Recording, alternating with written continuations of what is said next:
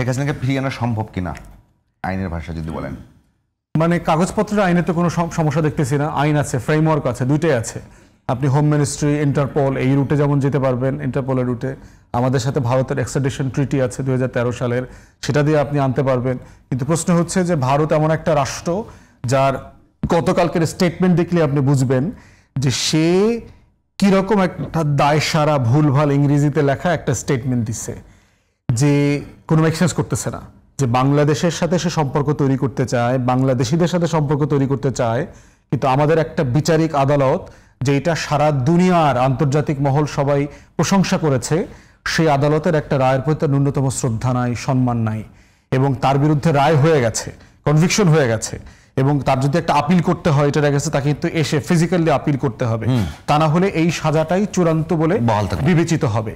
তো সেই বাস্তবতায় তারা ন্যূনতম গত বছরের গণহত্যার, গুম খুন হত্যার কোনো কিছুর ব্যাপারে তারা রিগ্রেট করে নাই এবং আমাদের পক্ষে দাঁড়ায় নাই। অতএব সেই জায়গাতে আনুক বা না আনুক, দিন শেষে এটার কনসিকুয়েন্স একই রকম, যে হাসিনা কবরে যাবে হচ্ছে এই মৃত্যুদণ্ডের আসামি হয়ে, সে বাংলাদেশে আসুক অথবা না আসুক, এটা হচ্ছে বটম লাইন।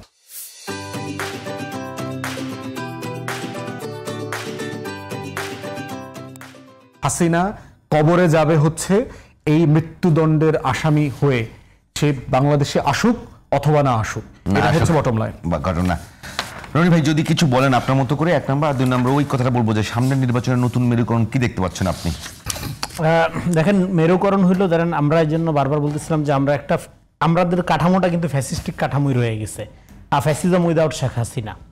তো সেখানে ক্ষমতাটা আমরা এমনভাবে দেখতে চাই যেখানে রাষ্ট্রটা কোনো দলের সম্পত্তিতে পরিণত হবে না, একটা দল রাষ্ট্রটা দখল করবে এরকম না, একটা নাগরিক ভিত্তিক রাষ্ট্রের স্বপ্ন আমরা দেখি, যেখানে ক্ষমতার সাথে জনগণের সম্পর্ক স্থাপন হবে, এরকম একটা রাজনৈতিক প্রক্রিয়া আমরা দিতে চাই। কোনো দল যদি এবার একটা হাইপ তুলে নিজেকে প্রোপাগান্ডার মধ্যে দিয়ে প্রচণ্ড জনপ্রিয় করে তোলার চেষ্টা করে, সেটা আসলেই এই মানে অন্তত নতুন জেনারেশনের কাছে খুব একটা আপনার ধরেন যে কি বলবো যে অ্যাপিল তৈরি করবে না, কোনো একটা সারা ফেলবে বলে মনে হয় না।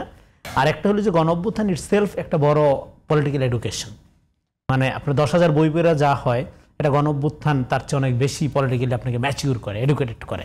ফলে ক্ষমতাটা আপনার যেটা সবসময় জানি আমরা ফাংশন করে টপ টু বটম, কিন্তু একটা গণঅভ্যুত্থান হলে ক্ষমতার এই আপনার সিস্টেমটা চেঞ্জ হয়ে যায়, তখন আপনার বটম টু টপ হয়ে যায়, ক্ষমতা জনগণের হাতে চলে আসছে। হ্যাঁ, দেখবেন যে এখন এমন লোক, বিশিষ্ট লোক, হ্যাঁ, যাদেরকে আপনার বিগত দিনে ব্ল্যাকলিস্টেড করে রাখা হয়েছিল, কোনো রকম কোনো আপনার সম্ভাবনা ছিল না, হ্যাঁ, যাদেরকে আপনার রিপ্রেজেন্টেটিভ হিসাবে হাজির করার, সেটা মিডিয়াতে হোক, রাজনৈতিক অঙ্গনে হোক, নানাভাবে, কিন্তু এটা তো এখন হচ্ছে, এটাই গণঅভ্যুত্থানের ফসল। ফলে আগামী দিনে রাজনৈতিক দলগুলোর প্রত্যেকটা দলের জন্য 5 তারিখের গণঅভ্যুত্থান একটা চ্যালেঞ্জ আকারে হাজির হয়েছে। এটাকে যে যত বেশি এই যে গণঅভ্যুত্থানের মধ্যে দিয়ে যে নতুন যে রাষ্ট্রীয় কন্ট্যাক্ট, সোশ্যাল কন্ট্যাক্ট যেটা শুরু হয়ে গেছে, এটা যেই দল যত আপনার পজিটিভলি পটেনশিয়ালি এটা অ্যাকোয়ার করতে পারবে, ধারণ করতে পারবে, করে সেইভাবে উন্নত পলিসি নিয়ে জনগণের সামনে যেতে পারবে, জনগণ তার দিকেই আস্থা রাখবে। ধন্যবাদ।